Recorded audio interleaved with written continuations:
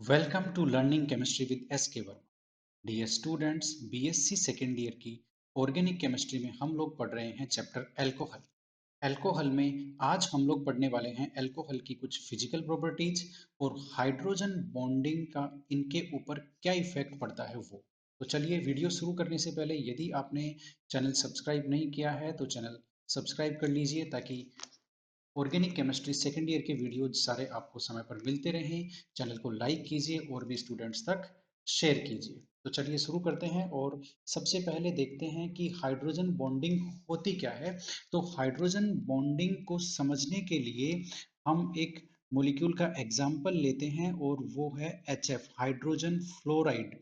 Hydrogen fluoride में hydrogen और fluorine के बीच में एक कोवलेंट बॉन्ड होता है, लेकिन फ्लोरीन की इलेक्ट्रोनेगेटिविटी पूरी पेरियोडिक टेबल में सबसे ज्यादा है। इसलिए इसकी हाईएस्ट इलेक्ट्रोनेगेटिविटी होने की वजह से यह जो सहसंयोजक बंध है, कोवलेंट बंध है, यह हो जाता है पोलर, यानी कि यह ध्रुवीय हो जाता है और जिसकी वजह से फ्लोरीन पर पार्शियल निगेटिव चार्ज आ जाता है ज्यादा इलेक्ट्रोनेगेटिविटी की वजह से, और हाइड्रोजन पर पार्शियल पॉजिटिव चार्ज आता है, आंशिक रूप से धनावेश आ जाता है, क्योंकि ये जो बंद के दोनों इलेक्ट्रॉन है इनका इलेक्ट्रॉन घनत्व फ्लोरीन की ज्यादा इलेक्ट्रॉन नेगेटिविटी होने की वजह से उसकी तरफ खिसक जाता है। तो इस तरह से ये जो बंद है, कोवलेंट बॉन्ड है हाइड्रोजन और फ्लोरीन के बीच में, ये हो जाता है पोलर कोवलेंट बॉन्ड। अब यह मॉलिक्यूल पोलर हो गया। इसी तरह से जो दूसरा फ्लोरीन का मॉलिक्यूल है वो भी पोलर है। और जब एक मॉलिक्यूल का पॉजिटिव एंड एक मॉलिक्यूल का पॉजिटिव एंड यानी कि हाइड्रोजन वाला सिरा दूसरे मॉलिक्यूल के फ्लोरीन वाले सिरे के पास में आता है, तो ऑपोजिट चार्जेस होने की वजह से इनके बीच में अट्रैक्शन फोर्स क्रिएट होता है, एक विशेष आकर्षण बल क्रिएट होता है। यही आकर्षण बल है हाइड्रोजन बॉन्डिंग। तो इस हाइड्रोजन बॉन्डिंग को हम लोग काफी तरह से इसको डिफाइन कर सकते हैं, इसको परिभाषित कर सकते हैं, जिसमें सबसे पहली परिभाषा तो यही है कि जब हाइड्रोजन किसी अधिक इलेक्ट्रॉन नेगेटिविटी वाले एटम से बंधा हुआ है, बॉन्डेड है और उसके पास यदि कोई दूसरा इलेक्ट्रोनेगेटिविटी वाला एटम आ गया है, तो उनके बीच में जो अट्रैक्शन फोर्स क्रिएट होता है वही हाइड्रोजन बॉन्डिंग है। इसको हम यहाँ एक्सप्लेन कर सकते हैं। ये देखिए, हाइड्रोजन इस हाई इलेक्ट्रोनेगेटिविटी वाले एटम से बॉन्डेड है और दूसरे मॉलिक्यूल का हाई इलेक्ट्रोनेगेटिविटी का जो एटम है वो हाइड्रोजन के पास में आ गया, इसलिए ऑपोजिट चार्जेस होने की वजह से यहाँ जो अट्रैक्शन फोर्स क्रिएट हो रहा है वो ही हाइड्रोजन बॉन्डिंग है। अब हाइड्रोजन बॉन्डिंग जो है वो डाइपोल डाइपोल अट्रैक्शन फोर्स भी होता है। डाइपोल डाइपोल अट्रैक्शन फोर्स भी होता है। ये कैसे होता है, देखिए, ये जो एक एचएफ का मॉलिक्यूल है इसमें पोलैरिटी ध्रुवीयता आने की वजह से यह एक डाइपोल द्विध्रुव में बदल गया, और इस तरह से दो द्विध्रुव के बीच में ये जो आकर्षण बल हो रहा है यही हाइड्रोजन बॉन्डिंग है। ये जो आकर्षण बल है हाइड्रोजन बॉन्डिंग, ये देखिए दोनों द्विध्रुव के बीच में है। ये मॉलिक्यूल ये भी एक डाइपोल की तरह काम कर रहा है और ये भी मॉलिक्यूल एक डाइपोल की तरह काम कर रहा है, इसलिए इनके बीच में ये जो आकर्षण बल है ये हाइड्रोजन बॉन्डिंग है। इसके अलावा हम इस तरह से भी परिभाषित कर सकते हैं कि जब हाइड्रोजन एटम दो निगेटिव सेंटर्स के बीच में आ जाए, ये देखिए दो निगेटिव सेंटर्स के बीच में आ गया, ये हाइड्रोजन एक निगेटिव सेंटर इधर फ्लोरीन है और इधर भी एक फ्लोरीन है, तो हाइड्रोजन जब दो हाई इलेक्ट्रॉन नेगेटिव एटम्स के बीच में हो और एक इलेक्ट्रोनेगेटिव एटम से कोवलेंट बॉन्ड से बॉन्डेड हो,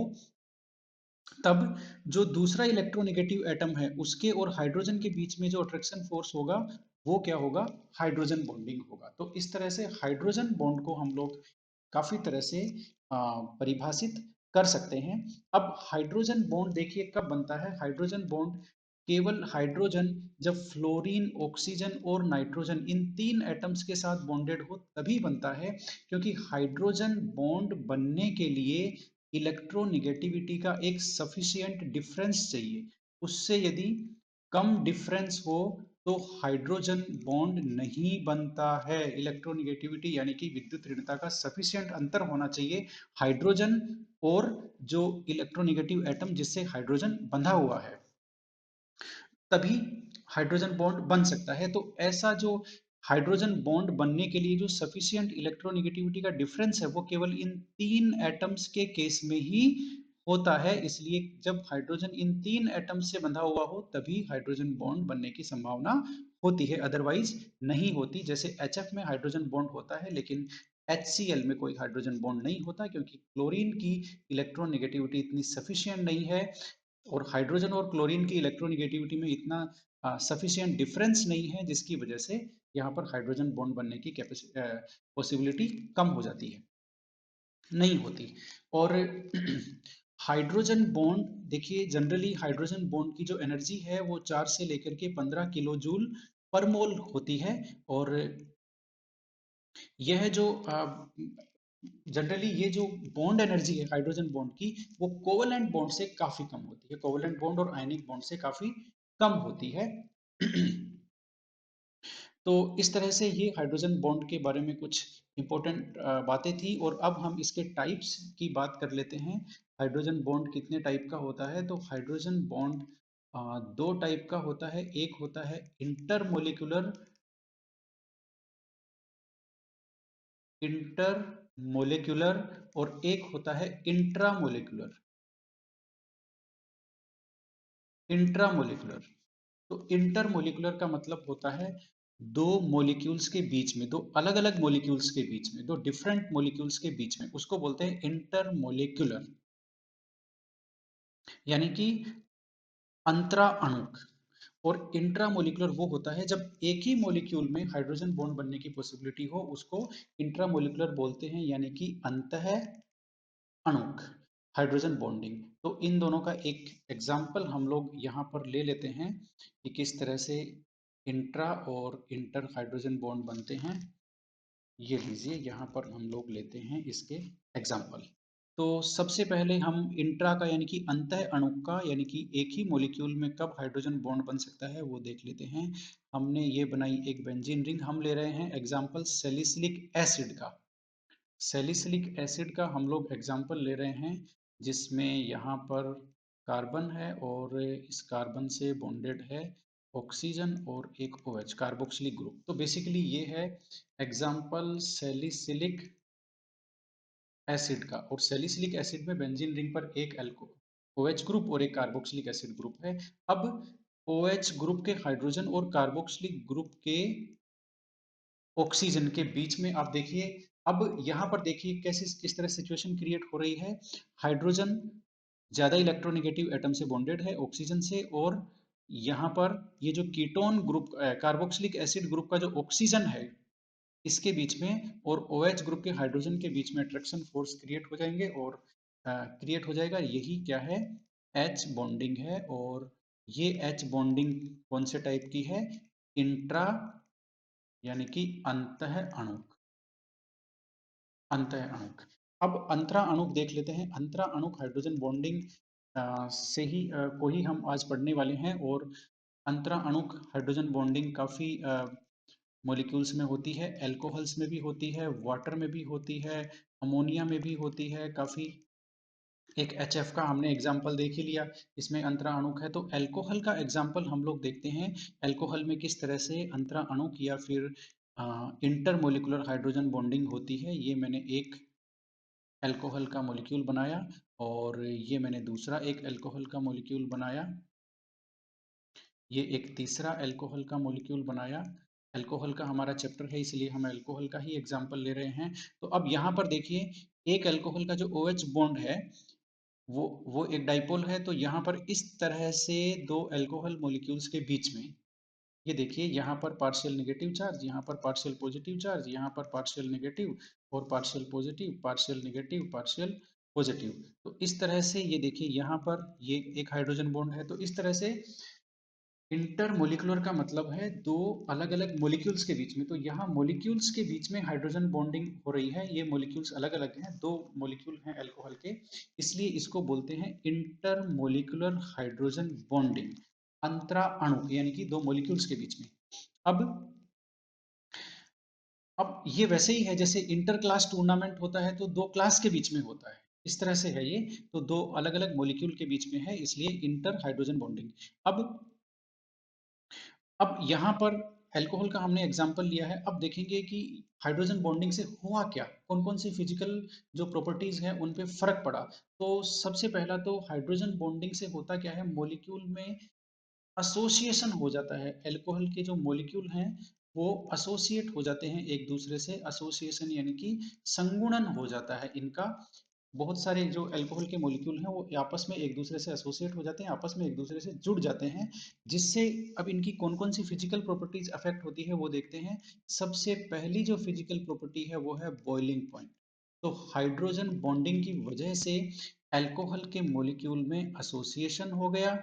एसोसिएशन हो गया यानी कि सारे मॉलिक्यूल आपस में एक दूसरे से जुड़ गए, उनमें संगुणन हो गया, और इस एसोसिएशन की वजह से अल्कोहल का बॉइलिंग पॉइंट हो गया ज्यादा, अल्कोहल का बॉइलिंग पॉइंट हो गया अधिक। और किन से अधिक हो गया, देखिए अल्कोहल के बॉइलिंग पॉइंट किन किन से अधिक होते हैं। हेलो एल्केन से अधिक होते हैं जिनमें कोई हाइड्रोजन बॉन्डिंग नहीं होती, और ईथर से भी अधिक होते हैं जिनमें कोई हाइड्रोजन बॉन्डिंग नहीं होती, और एल्केन से भी अधिक होते हैं जिनमें कोई हाइड्रोजन बॉन्डिंग नहीं होती। ये देखिए एल्केन से भी इनके जो बॉइलिंग पॉइंट है वो अधिक होते हैं। तो इस तरह से आपने देखा कि हाइड्रोजन बॉन्डिंग की वजह से अल्कोहल के boiling point halo alkane, ether और एल्केन से अधिक हो गए। अब बॉइलिंग पॉइंट में और कौन कौन से पॉइंट हैं इंपॉर्टेंट वो देख लेते हैं। तो सबसे पहले यदि हम लोग बात करें तो मोलिकुलर वेट बढ़ने के साथ साथ, अणुभार बढ़ने के साथ साथ भी इनका जो बॉइलिंग पॉइंट है, अल्कोहल का बॉइलिंग पॉइंट है वो बढ़ता जाता है अणुभार के साथ साथ। इसका मतलब ये हुआ, यदि हम लेते हैं इथाइल अल्कोहल, ये देखिए दो कार्बन का अल्कोहल है इथाइल अल्कोहल, और ये हमने लिया प्रोपाइल अल्कोहल, और ये हमने लिया वन ब्यूटेनॉल या ब्यूटाइल अल्कोहल। तो इनमें अणुभार सबसे ज्यादा किसका है, मोलिकुलर वेट सबसे ज्यादा किसका है, ब्यूटाइल अल्कोहल का है। तो इसका बॉइलिंग पॉइंट सबसे ज्यादा होगा, उसके बाद में प्रोपाइल अल्कोहल का होगा, और सबसे कम इथेनॉल का होगा। तो ये तो हुआ मोलिकुलर मास का क्या इफेक्ट पड़ता है बॉइलिंग अल्कोहल्स के बॉइलिंग पॉइंट पर। अब दूसरा हमें देखना है ब्रांचिंग का। ब्रांचिंग का क्या इफेक्ट पड़ता है हाइड्रोजन उस पर बॉइलिंग पॉइंट पर। तो ब्रांचिंग का इफेक्ट पड़ता है, ब्रांचिंग जैसे जैसे बढ़ती जाती है वैसे वैसे हाइड्रोजन बॉन्डिंग, ब्रांचिंग जैसे जैसे बढ़ती जाती है वैसे वैसे बॉइलिंग पॉइंट कम होता जाता है। यानी कि हम इस तरह से लिख सकते हैं BP inversely proportional to branching. ये देखिए बॉइलिंग पॉइंट इसके इनवर्सली प्रोपोर्शनल है। इसका हम लोग एग्जांपल एक ले लेते हैं। हम एक ब्यूटेनॉल का एग्जांपल लेते हैं, और ब्यूटेनॉल का मोलिकुलर फॉर्मूला है C4H11OH। ये ब्यूटेनॉल का मोलिकुलर फॉर्मूला है। इसको हम लोग ब्यूटेनॉल के जितने भी आइसोमर हैं वो ड्रॉ करते हैं। सबसे पहले वन ब्यूटेनॉल ड्रॉ करते हैं, यह एक प्राइमरी अल्कोहल है। उसके बाद में हम ड्रॉ करते हैं टू ब्यूटेनॉल, यह एक सेकेंडरी अल्कोहल है। और उसके बाद में इसका जो अगला आइसोमर है वो ड्रॉ करते हैं हम, जिसमें एक ब्रांच लेते हैं। ये देखिए ये हमने एक ब्रांच ली, और यहाँ पर ये भी एक प्राइमरी अल्कोहल है। और जो लास्ट इसका चौथा आइसोमर है वो लेते हैं OH CH3 और CH3 ये देखिए ये ब्यूटेनॉल के ये चार आइसोमर्स हैं। अब इन आइसोमर्स में हम लोग देखेंगे कि आइसोमेरिक अल्कोहल्स में हम लोग देखेंगे बॉइलिंग पॉइंट किस तरह से चेंज होता है, और ब्रांचिंग बढ़ती जाती है तो वो किस तरह से डिक्रीज होता जाता है। तो यहाँ पर बॉइलिंग पॉइंट के मैं डेटा आपको बता देता हूँ। सबसे ज़्यादा बॉइलिंग पॉइंट इसका है 117.7 डिग्री सेंटीग्रेड, उसके बाद में इसका है 107.9 डिग्री सेंटीग्रेड, और इसका है 995 डिग्री सेंटीग्रेड, और इसका है 82.5 डिग्री सेंटीग्रेड। ये देखिए तो आप देख रहे हैं ब्रांचिंग बढ़ने के साथ साथ बॉइलिंग पॉइंट कम होता जा रहा है। यहाँ ब्रांचिंग बिल्कुल नहीं है, यहाँ बॉइलिंग पॉइंट सबसे ज्यादा है। उसके बाद में यहाँ पर ब्रांचिंग आई, थोड़ा कम हुआ। यहाँ पर कार्बन की ब्रांचिंग आई तो यहाँ पर और कम हुआ, और यहाँ पर दो ब्रांचिंग है इसलिए इसका सबसे कम हो गया बॉइलिंग पॉइंट। तो इसका रीजन क्या है देखिए, क्योंकि बॉइलिंग पॉइंट जो है वो डिपेंड करता है वांडरवाल अट्रैक्शन फोर्स पे। वांडरवाल अट्रैक्शन फोर्स पे डिपेंड करता है। अब वंडरवाल जो अट्रैक्शन फोर्स है, आकर्षण बल है, वो किस पे डिपेंड करता है वो देखते हैं। वंडरवाल अट्रैक्शन फोर्स डिपेंड करता है दो चीजों पर। एक तो डिपेंड करता है अणुभार यानी कि मोलिकुलर मास पर, हम देख चुके हैं मोलिकुलर मास बढ़ता है तो बॉइलिंग पॉइंट बढ़ता जाता है। एक डिपेंड करता है ये मोलिक्यूल के सरफेस एरिया पर। मोलिक्यूल का सरफेस एरिया यदि बढ़ता जाता है तो संगुणन बढ़ता है, एसोसिएशन बढ़ता है मॉलिक्यूल्स के बीच में। इसलिए मॉलिक्यूल्स का एरिया यदि बढ़ेगा तो बॉइलिंग पॉइंट बढ़ेगा। अब हम वापस आइसोमेरिक अल्कोहल में चलते हैं। यहाँ देखते हैं कि अब एक जनरल कॉन्सेप्ट है मॉलिक्यूल्स में कि मॉलिक्यूल्स में जैसे जैसे ब्रांचिंग बढ़ती जाती है वैसे वैसे उनकी शेप स्फेरिकल यानी कि गोलाकार होती जाती है, और गोलाकार शेप में सरफेस एरिया कम होता जाता है। ये देखिए आप यहाँ से यहाँ जाएंगे और उससे फिर यहाँ जाएंगे लास्ट में, तो ये जो मॉलिक्यूल है लास्ट इसकी जो शेप है वो गोलाकार हो गई, और गोलाकार आकृति में इसका जो सरफेस एरिया है वो सबसे कम होता है, जिसकी वजह से ये जो अंतिम आइसोमर है इसका, जिसका सबसे कम बॉइलिंग पॉइंट है, इसमें वंडरवाल आकर्षण बल कम हो गया। वंडरवाल आकर्षण बल कम हो गया तो संगुणन कम हो गया। संगुणन कम होने से क्या हुआ, इनके बॉइलिंग पॉइंट कम हो गए। तो इस तरह से बॉइलिंग पॉइंट को दूसरा जो इफेक्ट करने वाला फैक्टर है वो है सरफेस एरिया। तो इस तरह से समावयवी अल्कोहल्स में वापस सुन लीजिए आप लोग, ये समावयवी अल्कोहल हैं चार के चार। समावयवी अल्कोहल्स में जैसे जैसे ब्रांचिंग बढ़ती जाती है वैसे वैसे, जैसे जैसे शाखित वो होता जाता है, शाखाएं बढ़ती जाती है, वैसे वैसे उसका बॉइलिंग पॉइंट कम होता जाता है, क्योंकि शाखाएं बढ़ने से वंडरवाल आकर्षण बल कम होता है। ओके, तो ये तो हो गया बॉइलिंग पॉइंट को अफेक्ट करने वाले जो कारक हैं वो। अब हम लोग अगला पॉइंट देखते हैं, बॉइलिंग पॉइंट के अलावा और क्या है। सोलिबिलिटी, हाइड्रोजन बॉन्ड अल्कोहल्स की सोलिबिलिटी को भी अफेक्ट करते हैं, सोलिबिलिटी भी इससे प्रभावित होती है।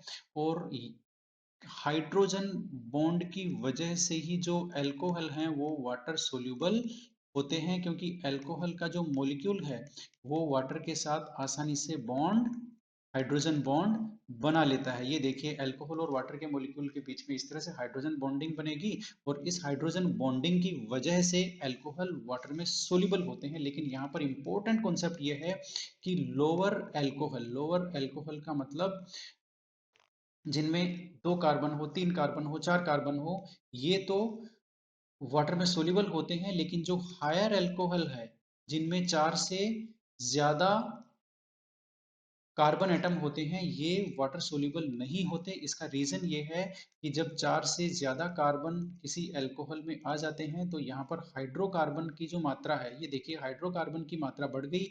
और हाइड्रोकार्बन का नेचर आप लोग जानते हैं, यह है पानी में सोल्यूबल नहीं होता, हाइड्रोफोबिक नेचर का होता है। इसलिए हाइड्रोकार्बन की मात्रा बढ़ने से जो उच्चतर अल्कोहल होते हैं, हायर अल्कोहल, ये वाटर में सोल्यूबल नहीं होते। इसलिए जैसे जैसे अल्कोहल में आप ध्यान से सुन लीजिए, जैसे जैसे number of carbon atom chain में बढ़ता जाएगा, जैसे जैसे number of carbon atom chain में बढ़ता जाएगा वैसे वैसे सोल्यूबिलिटी इनकी कम होती जाएगी, क्योंकि हाइड्रोकार्बन की मात्रा, हाइड्रोकार्बन कंटेंट बढ़ता जाएगा, और हाइड्रोकार्बन होता है हाइड्रोफोबिक इन नेचर।